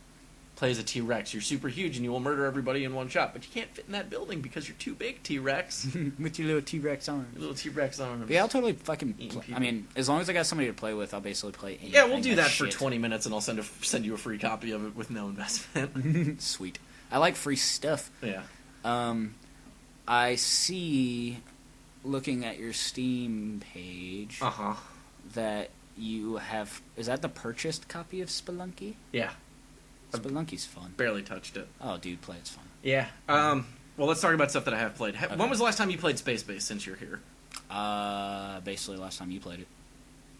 Did you play Beta 4? Or Alpha 4? No, the last time you played it when I was here. Oh, okay. Yeah. They've put out a couple more updates since then. They added botany, so you can actually grow and cook food in your bars now. Right. Which is good for stuff. They added science, so you can research and build better versions of stuff. So you can build new air cyclers, you can build upgraded doors, you can there are other smaller stuff where it's your security team is now equipped with better armor and phaser weapons as opposed to their bullshit stuff. And they've also got funny stuff where and so derelicts and shit will now show up, and there is a chance for them to have blueprints on them that you go out, retrieve, and bring back on top of the base level stuff that you can just research off the bat. Dope. Yeah, so it's fucking cool. Cool. So one of the things that you can get is oh, you can get this tablet for your technicians. It's the Mark II version of the tablet. It increases the technicians' efficiency because they can't play games on it. And shit like that. So yeah, no Plants vs. Zombies for you. Yeah. So reactor rooms still don't do anything, but they added workout rooms and stuff, so people aren't just doing push-ups in hallways. Right. See, that's one of the big problems I've got with Space Base right now. I understand I paid for it super early and it's an alpha, and this is the one time I'm okay with people calling it an alpha because they're literally rolling out new features into it. But it feels like they had a lot of base level emotional mechanics with your crew and stuff that have yet to be fully fleshed out, in that they're yeah, people want to work out and they're sad and stuff, and it's well, there's nothing in here to do that at this point. I guess they're gonna be. It's I feel like maintaining the happiness of your people is still a challenge. Yeah, early on, I feel like they were more focused on establishing that that happiness system beyond your crew, and then also establishing construction, and then not really much beyond that. Yeah. But then again, when I got it, it was even earlier than when you got it. So, yeah. Alpha 1, Alpha 2. Yeah. This is the functioning part of our game right now. Yeah, when you got it Alpha 2. Yeah. I got it in Alpha 1. So actually, when you got it and I came over, you were showing me things I hadn't seen yet already. So they are at least they're staying consistent. So that game's getting worked on. That's cool. Because I was super excited about that. Yeah. Itchy. My backy itchy. So I bought Rogue Legacy yesterday. Why? Because it was on a weekend sale for $5. And it's fun. I don't even know what it is. It is a... It's hard to explain. So, it's got a lineage system. You play as a dude, and you go through this castle. And the castle is randomly generated every single time you go through. Okay. And your goal is to go through and collect as much money as you can to buy upgrades. And there's a big branching upgrade tree. Okay. After a certain point, you can buy a blacksmith to buy new equipment, which is like a cheaper, easier way to get new stuff as opposed to buying base stats. You can get an enchanting lady to... Okay, so there's a home base of sorts? Yes. And then, like, there's just randomly generated dungeonies? Correct. After a certain point, though, you can get a guy who can lock down the dungeon for you. So you just keep it? Yes, but you have to lock it down every time you start it, and when you go in there, you only earn 60% of the gold you previously would have. Oh, okay. So if it's a dungeon you really like and had some cool stuff in it. If it's a dungeon... So, treasure chests once opened are always opened. You can't just go through and be like, oh, I'm going to farm these chests over and over again and then slowly progress. But if there was, like... So, there's a different kind of chest in there that you can get, like, special, like, runes and other blueprints and stuff out of. So, like, if you run into one of those rooms... It's their fairy chests, so they usually have like one of two... Well, I've seen 3 conditions. One is kill all the enemies in the room. So there's a bunch of dudes in there and you just murder them all. There's one which is don't take any damage, and it's generally a room filled with spikes that you have to try and avoid. And there's one that's get to me in time, where it's a really long corridor and you just have to like haul ass down to the end of it. This game sounds like I would love it. Yeah, it's pretty good. Yeah. So is there any multiplayer? No. Fuck. So the way that it works is your character dies, you exit the dungeon, and as you progress in the skill tree, you unlock different classes, and you spend your money, and you want to spend as much of your money as you can every time, because as soon as you go back into the dungeon, it wipes all of your money out, or until a certain point where you can start holding onto some of it as another upgrade. Yeah. Every time you die, though, you get 3 randomly generated descendants. Oh, cool. So you're expected to die? Yes, based off of the classes that you've unlocked. Okay. And each of these people typically have different traits. Okay. So that's this is like a roguelike. Yeah. That is actually using the roguelikeness of it as a mechanic. Yes. That's cool. As opposed to you going, hey, fucker, start over, you suck. Yeah, as opposed to death being final, this is still got a long-term progression because there are bosses that you fight. Cool. And the dungeon is split up into... You always start in the main area, and then there are 3, like, other areas. And it branches like Metroid, sort of. Like, there's not like a, hey, you can't get through this door, but it is a grid map that just pops up and... Metroidvania. And pieces get put together. So your guys can have different stuff. So you can have a person who's got dwarfism, so they're tiny, or gigantism, so they're super huge, which affects things like their weapon reach. Does it affect what kind of weapons they can use? So you technically always have the same sword, but you also have magic. Oh. And there are multiple different kinds of magic that you can have. Okay. They're all damage dealing, though, well, except for the one that stops time. Okay. And the one that, like, can let you warp back to a spot that you were previously in, which is, like, kind of the most useless thing possible. Fuck, where's it going? Okay, so it affects your range. And each of the classes, like... You have, like, a ninja class, the shinobi, that has, like, lower hit points but does more damage. Right. Like, does a fuck ton of damage. And you've got paladins that are kind of well-rounded. You've got barbarians that are just fucking sacks of hit points. And then you've got, like, assassins that are kind of, like, lower middling, but can do crits and end up having a fuck ton of damage. Cool. And like... The assassin is an upgrade of another class, and the shinobi is an upgrade of a class. And you can have mages whose big thing is, they have huge-ass mana pools. And each of these, so their sliders move around a little bit. But there's also a minor class whose job is just to go in and make more money. You know what this reminds me of? Go on. There's a Flash game. It's about rocket ships.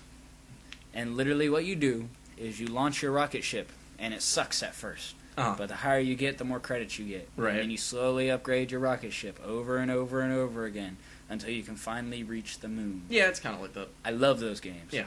That bar filling games. I love bar filling games. That game, when I was waiting for 2K13 to download, me and you were just like talking on Vent. I was playing Manic Miner. Yeah. Totally one of those games. Yep. And I literally sat there and played it while talking to you for like 2 hours. Yeah. So the only thing that can be frustrating about Rogue Legacy is that you can totally have like runs that are just a wash, where it's just like, yep, didn't get enough money to upgrade stuff. Yeah, I mean that happens. Yeah. And it gets to a certain point where it's like, okay, got to roll this dungeon over and over again. Yeah. And it's not like you can farm the bosses. Once you've killed a boss, it's done. That kind of comes with games like this. Yeah. Like there are times where like on my rocket ship game, I had a bad run and ran into a blimp. Yeah. Oh, but it's also so another one of the interesting mechanics is like you know you can get equipment from your blacksmith and stuff, but the equipment has a weight to it. So like the better it is, the more it weighs. So one of the stats that you upgrade is your like armor carrying capacity. Yeah, So you can slot things kind of differently, but you still got basically a maximum points threshold effectively that you can work off of. And the enchanter lady can do a bunch of different stuff. Like you can get stuff that just increases your gold. You can also get stuff that either makes enemies harder or like more or less difficult, like among other stuff. Yeah. So yeah, there's upgrades and trees, and it's fun, and it's pretty quick, and it's good.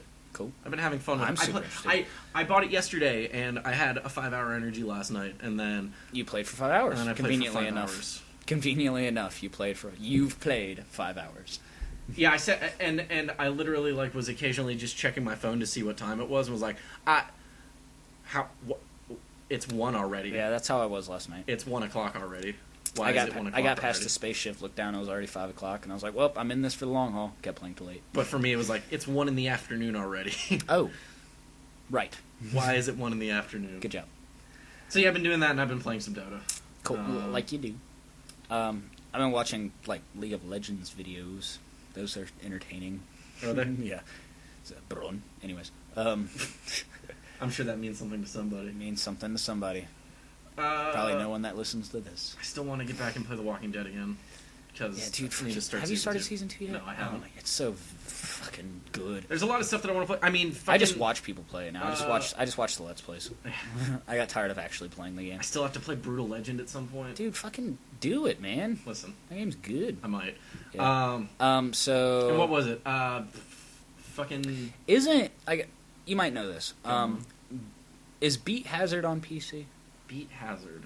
I think so. I'm pretty sure. I think it started on PC and got ported to Xbox. But that sounds right. I'm pretty sure Beat Hazard's on there. I love me some Beat Hazard. You ever played Beat Hazard? Yes. God, I love me some Beat Hazard. I was playing Beat Hazard. Yes, Hey, look, it is. Beat Hazard. Hey, look at that. I was playing Beat Hazard. $10 on Steam. I was playing Beat Hazard at Dale's. Yeah. And Yeah, that's where I was playing it. Convenient. Who'da thunk? Who'da thunk? But you never. And when I played it before, we were like listening to like electronic music and dubstep and the things that are intended for Beat Hazard. Like you do. And then you swing some technical death metal at you and put it on insane, and then die a lot. So we were like listening to Nile while trying to play Beat Hazard on insane, and hardcore is just a giant like fluorescent light bulbs shoved in your eye sockets. Right. So we turned it down to insane, and it was an interesting experience.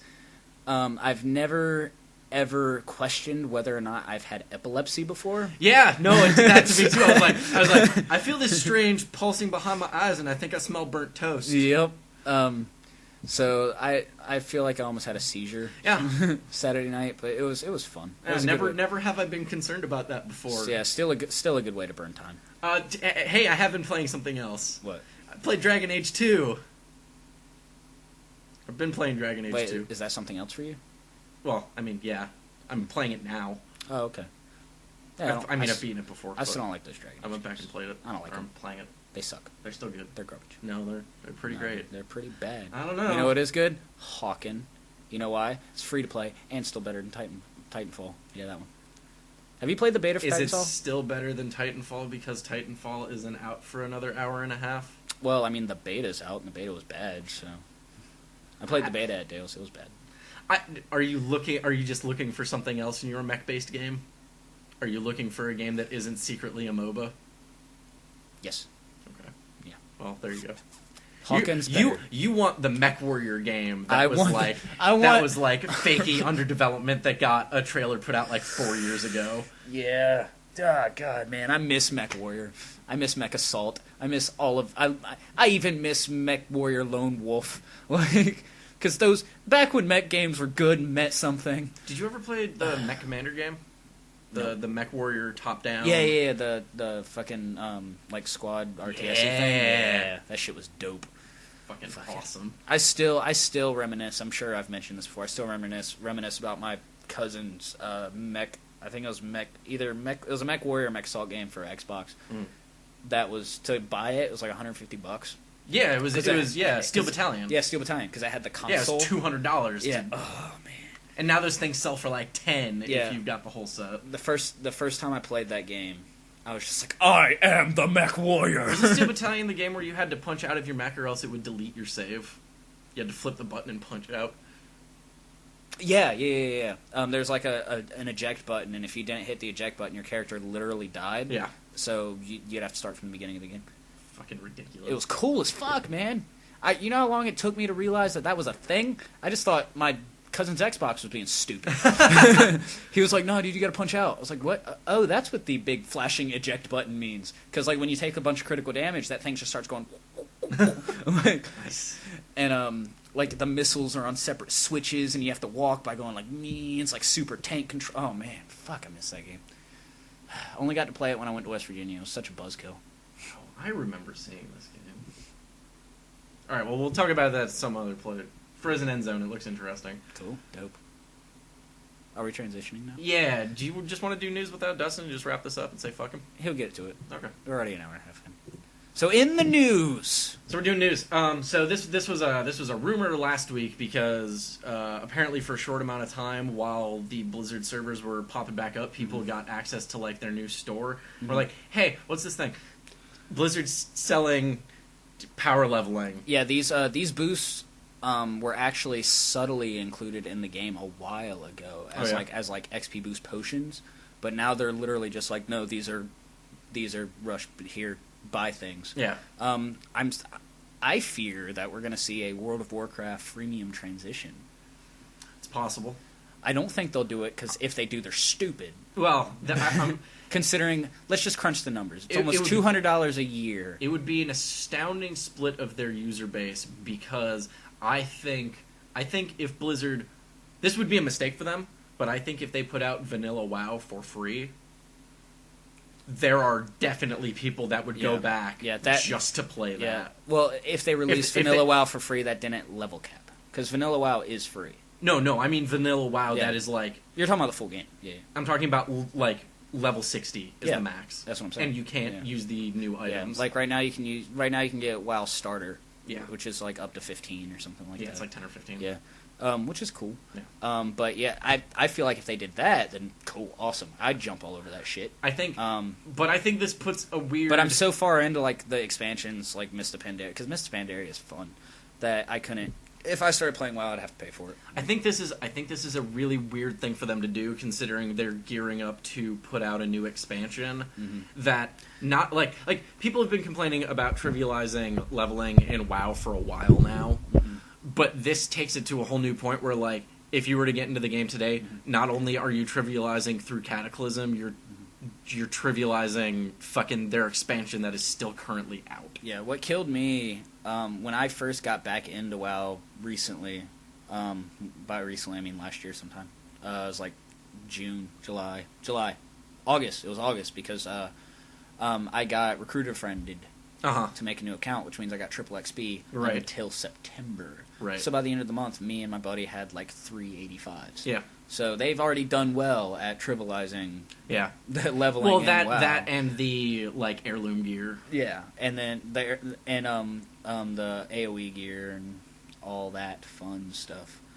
Because my buddy was leveling faster than me because he had account bound AOE gear, so he was getting bonus XP from everything. Yep. Plus the triple XP. Plus the level granting. Plus the and no, once we got to a certain point, with triple XP, you dungeon. That's it. Yeah. Yeah. No, absolutely. Yeah. And then you go back and quest to make up. If by after a certain point you mean after the first 10 minutes. As soon as you have access to the dungeons, you dungeon. Yeah, and you just do the quest and you're just pretty much done at that point. So like we would get like an 85 a week.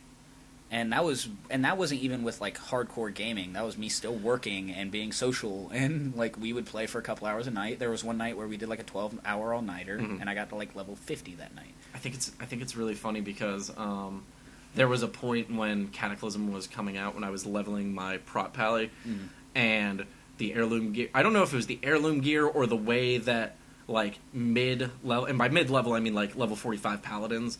At that point, when your protection worked out, but the skills that I had access to, I ended up at a point where I was in the middle of a dungeon and people just slowly dropped out and we couldn't get any new people in, and eventually I was the only one there, and I was able to solo dungeons, just being like, this dungeon is at my level, I can heal myself, I have incredible armor, and my damage is not... What the fuck? What have you done, WoW? What have you done, WoW? So yeah, I was literally just soloing dungeons. It was retarded. Yeah, WoW's been kind of strange for a while now. So, Costume Quest 2, Double Fine, making games. Still doing what they do. They were like, hey, Psychonauts, that was pretty great. Hey, Brutal Edge, ooh, that could have gone better. Let's just make $15 games forever for all of the times now. With the establishment that Double Fine has given themselves, especially with Psychonauts, they can get away with it. I mean, they went from and to say that their games are not AAA, like the term AAA is fucking retarded. Yeah.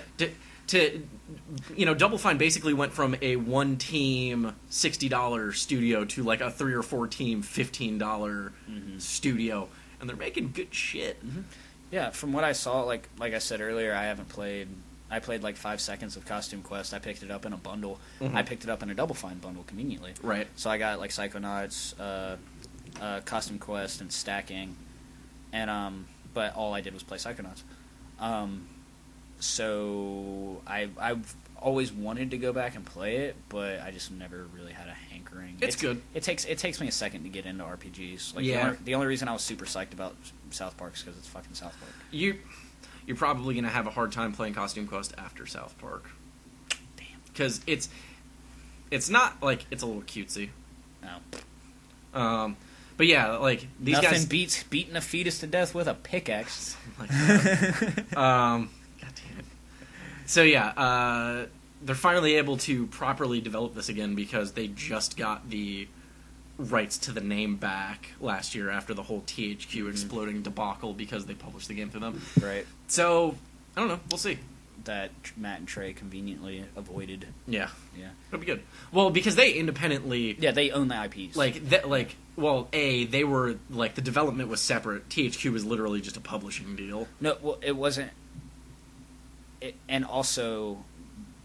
The THQ didn't have any rights to the IP. Right. They were lending it. Right. So once they went under, of course, they weren't lending it anymore. So yeah. they're just like, well, let's go find somebody. Yeah, because Matt and Trey, when that whole thing blew up, were like, yeah, so everybody who's trying to auction and buy stuff, you guys can all fuck yourselves. This is our game. Yep, Stick of Truth's coming with us. Yeah. And it did, and it's awesome. So, sort of sad news, I guess. GOM TV, whose primary dealings is in broadcasting StarCraft 2, is shutting down.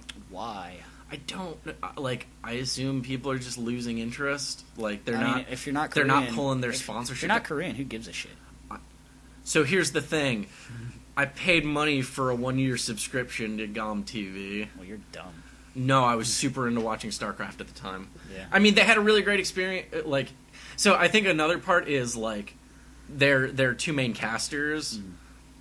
Tasteless and Artosis seem to have broken off and are doing other stuff in other places, and I don't know if yeah, a lot of the they lost a lot of their market. It seems when I'm watching casted professional sports and stuff, or professional esports rather, the personalities is what makes it for me. Yeah, because the gameplay is obviously interesting, but especially with like the Heart of the Swarm stuff.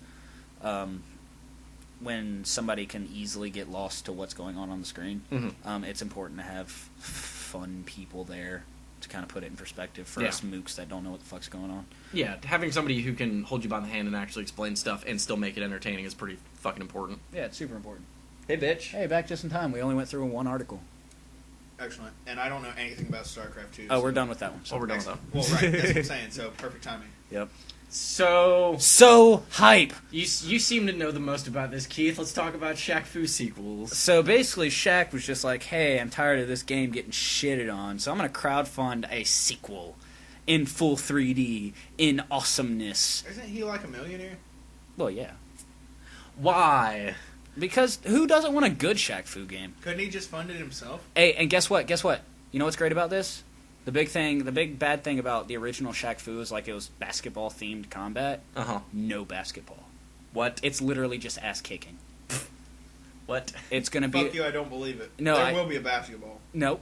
There's no basketball anywhere near this. What if the game opens and it's Shaq just spinning a basketball on his finger, then he takes it off of his finger and just pulls out a knife and just stabs the shit out of the basketball and just stares into the camera? I was gonna say it would be awesome if he karate chopped it and stared it into the camera, but knife is good too. Just live action cutscene. Oh my god! And the knife is then through his hand because he stabbed a basketball. Basketballs have no substance. And they deflate, and then he stabbed himself. I mean, through his hand. Yeah. Like, no, get this. Right, he's staring at the camera, and then the camera pans out, and you realize that there was a knife through his hand, but he is still deadpan. Like, he doesn't crack a smile, nothing. He's just looking dead at you. You know, if I stabbed myself through the hand, I don't think I'd be smiling either. Good point. Just gonna put that out there. But... Really? Because I guess that's just me then.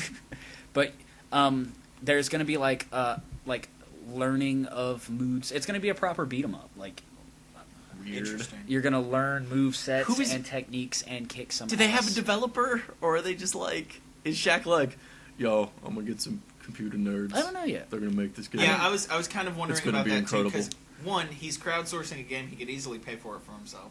Well, especially for the $450,000 he's asking for. Right, exactly. Which I'm sure he's hoping that it doubles or triples like big titles have when they've tried to crowdsource, or when they've crowdsourced, kickstarted and shit like that. Yeah, I'm excited.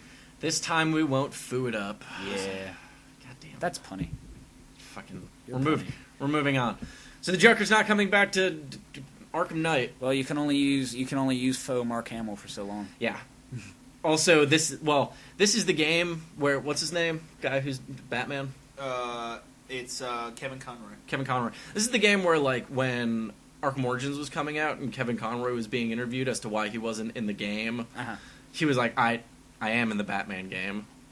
But not Origins, he was in this one. Yeah. And then everybody was like, wait, what? Because this one's made by the original. Because this one is made by Rocksteady. Yeah. Correct. Not by whoever made Origins. So guess what? Joker's not coming back. No surprise. Mark Hamill said he's done. And I think Rocksteady is smart enough to go, yeah, if we can't get him... Mark Hamill has ripped his voice to shreds. Playing the Joker. Playing the Joker. And doing other voices, too, but primarily the Joker. And honestly, dude, honorable. Best Joker voice there is. Yeah, period, hands down. He made that character in any format that isn't like actual like movie medium. Yeah. Like, so no Joker, but instead we have the titular Arkham Knight, who is apparently not simply describing Batman, because apparently Rocksteady and DC sat down and were like, "Hey, we're making a new villain." Will it be canon? I mean, DC is involved, so I would imagine it has to be. That's a great question. Well, I mean. Well, what was it? It just depends on what universe. DC has not been shy of bringing stuff in, wasn't it? Harley Quinn didn't exist until the animated series. Yeah, she existed only through the animated series, and now she is canon. She got such a following. She has her own comic book. Yep. Yeah.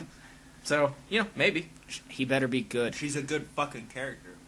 Well, yeah. Well, even the backstory they gave her in the show was fantastic. Oh, it was great. Yeah. Switching gears, Jack Tretton, CEO, is stepping down from Sony. Not surprising. Good for him. He got the PS4 out the door, and it was just like, I suddenly have a lot of money. Kind of gets to leave on a high note. He'll probably go be a CEO somewhere else, because that's what CEOs do. That's cool. There's like 10 or 20 of them in the world, and they just kind of swap jobs. Yep. I don't know. It's. I'm bringing it up only because it's notable. Yeah, I feel like especially Doesn't this now make like Sony and Microsoft both technically without a functioning CEO right now? yeah. Well, Sony in the Sony Entertainment of America sense. Right. They still have CEOs. At least he didn't leave right after the PlayStation 3. Sony Like, PlayStation Sony. He popped right back out and then was like, all right, now that the PlayStation 4 is Well, out, it's no, probably a good time to Sony go. PlayStation Sony of America. Yeah. Sure, correct. Because Yeah, yeah. Sony Computer Entertainment still has a CEO, and Sony Big Sony still That's has a true, CEO. yeah. Right. Fair enough. This is just America. This is America. So, but I mean, he's been working for fucking Sony Computer almost 20 years. No, it Almost says he'll 20 be years. replaced at the top by current Sony Network Entertainment International Executive Vice President. Oh, so they already have somebody in no, line. Yeah. they've already got somebody. Well, yeah. Assuming that's not a temporary fix. Well, if he does well, it won't be. Typically, vice presidents take presidents. Especially when they die. Well, that is usually how that works. Yeah. So The Last of Us, that game that was basically a movie at certain points, is being made into a movie. This is me, 1, not surprised. 2, 2, I'm glad I didn't play through the whole game if it's just going to be the same fucking thing over again. Well, we'll see. I'm surprised Hideo Kojima just didn't make a movie before this. And 3, is Ellen Page going to play the chick that she voiced? Wouldn't that be great? And also, she doesn't voice that character. Doesn't she? No, you're Who? thinking of that She other only game. No, I thought for sure she did. No. Who are you talking about? The Last of Us. No, what chick? Ellen Page. Ellen Oh, Page. she voiced that chick in Beyond Two Souls. That's Oh, I know that, Yeah. but she was No, also that she was the- that she was was also that chick in Beyond. Yes, Two she Souls. was that chick. That was the whole I controversy. thought it was both. That was the whole controversy was how close her likeness was to Ellen Page when Ellen Page had a game that she was literally in coming out. Oh, see, that's. I mean, I guess I made that mistake, so I guess everybody else could too. I mean, she sounded like it. Okay, everybody else, you're in the clear. Dustin fucked up. You're all good. No, that's not what I'm saying. I'm just saying. He's whitey and he I could apologizes. see why people would Japan make had that it coming. mistake because I made that mistake. Like I Right. sympathize. I sympathize. Yeah, Oh man, Sony making a movie that Yeah. only came out on Sony consoles? No way. Snap. So a movie made after a game that Might actually turn out well. Might actually turn out well. Shocker. Maybe. Here's hoping. Yeah, here's hoping. Because I feel like if like a Metal Gear Solid movie was ever released, it'd just be a movie full of bad dialogue and awesome blow-ups.